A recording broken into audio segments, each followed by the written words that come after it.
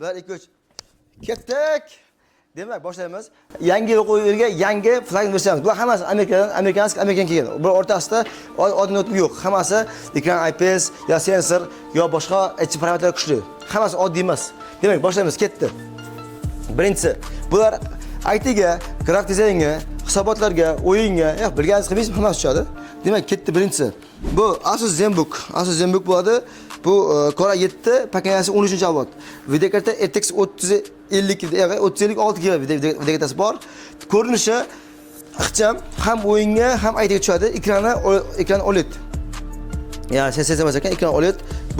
Bunda anaqasi parametri 16 GB DDR5 va SSDsi 512 SSD. Narxi zo'r. Bu hali yangi. Buni garantiyasi 6 yil garantiyasi bor. Narxi necha pul? Narxini 580 qilib beramiz. Bunaqa narx bozorda yo'q. ZenBooklar Core i7 ga Timbal RTX 3050. Qolgan joylarni ko'ring. OLED izlaysizmi?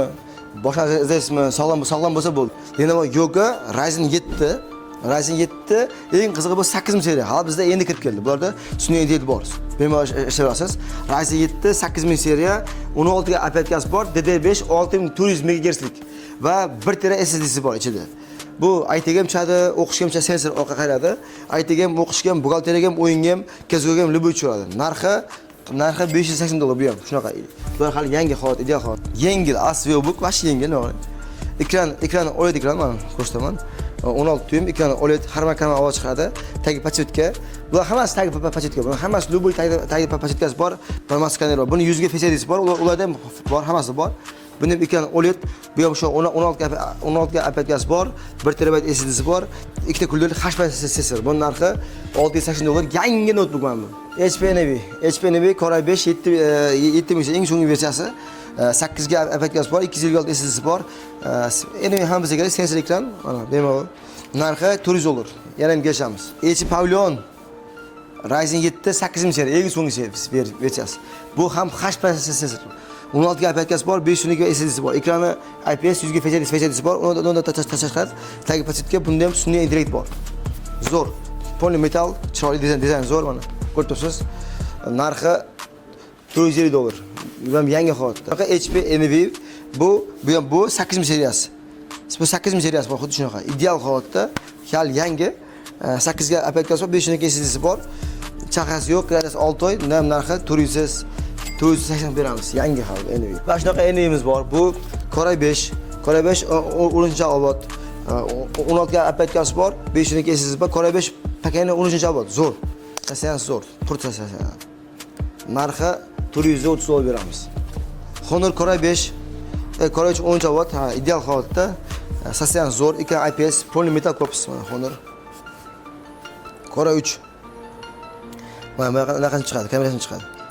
8 ga 256, narxi $220. Yangi holatda, ideal holat. Keyin mana bu working notebookimiz.